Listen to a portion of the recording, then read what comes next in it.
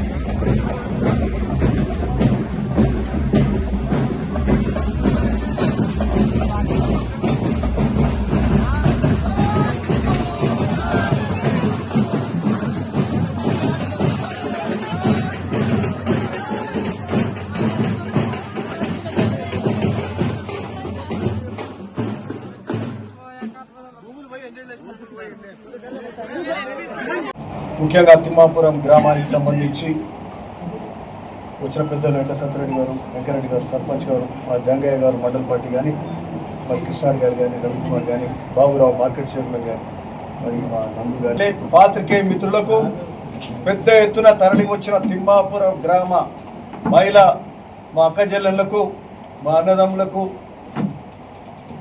అట్లనే భువనగిరి మండలము, బొల్లిగొండ మండలము, అట్లే బీబీనగర్ మండలాన్ని నుంచి వచ్చిన ముఖ్యులందరికీ కూడా ఈ బస్వాపురం ప్రాజెక్టు తోటి మేలు అయ్యే రైతాంగం కూడా చాలామంది వచ్చిండ్రు. అందరికీ కూడా నమస్కారం. ఇది చాలా శుభదినం, చాలా శుభదినం. ఇది చాలా గొప్ప కార్యక్రమం, ఒక పుణ్య కార్యక్రమం అని కూడా చెప్పొచ్చు ఈరోజు. ఎందుకంటే గత 7-8 ఏళ్ళకెళ్ళి 2018లో బసవపురం రిజర్వాయర్ స్థాయి 0.8 టీఎంసీ నుంచి 11 టీఎంసీలకు మించి ఆనాటి ప్రభుత్వం చేసింది. ప్రాజెక్టు కట్టుకుంటూ పోయే కార్యక్రమం చేసింది. ప్రాజెక్టు సగంలా పనులు చాలా ఉన్నాయి, ప్రాజెక్ట్ కంప్లీట్ చేయాల్సి ఉంది. కానీ ప్రాజెక్టు కోసం భూములు తీసుకొని అక్కడ ఉన్న రైతాంగం అయితేంది, అక్కడ ఉన్న ఊరి గ్రామస్తులు అయితేంది, వాళ్ళకు సంబంధించిన భూ పరిహారం R&R పరిహారం R&R కట్టే కార్యక్రమం ఏ ఒక్కటి చేయకుండా ఆ గ్రామస్తులను వదిలేసింది. 7-8 ఏళ్ళు ఓ ధనిక రాష్ట్రంలా అస్సలు పట్టించుకోలే. వాళ్ళతో పాటు మేము ధర్నాలు చేసినాం.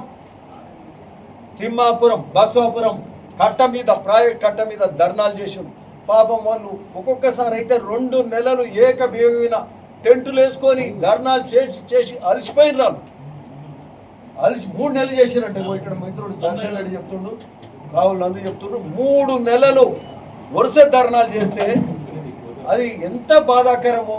అంటే వాళ్ళ భూములు తీసుకొని వాళ్ళ త్యాగాలు, వాళ్ళ భూములు, వాళ్ళ ఇళ్ళు పోగొట్టుకొని కింది ప్రాంత రైతాంగానికి ఒక పక్క మేలు చేసే కార్యక్రమం మేలు చేయాలి. రైతులకు మేలు చేసిన అవసరం ఉంది. వాళ్ళు ఒప్పుకున్న భూములు ఇవ్వడానికి, ఇళ్ళు పోగొట్టుకోవడానికి ఊరే పొడగొట్టుకుంటారు. వాళ్ళ ఊరికి అంతా పొడగొట్టుకుంటే వాళ్ళకు నిధులు ఇచ్చే కార్యక్రమం, ఆ ఊరికి భూ పరిహారం లేదు, ఇళ్ళకి R&R లేదు. వాళ్ళని మొత్తం మర్చిపోయినరు. ఆనాటి ముఖ్యమంత్రి కేసీఆర్ కానీ కేటీఆర్ కానీ ఇక్కడ స్థానిక ప్రజాప్రతినిధి గత ఎమ్మెల్యే అసలు ఆయనకు పట్టనట్టే ఉండేది. అది మాకైతే అర్థమే కాలేదు.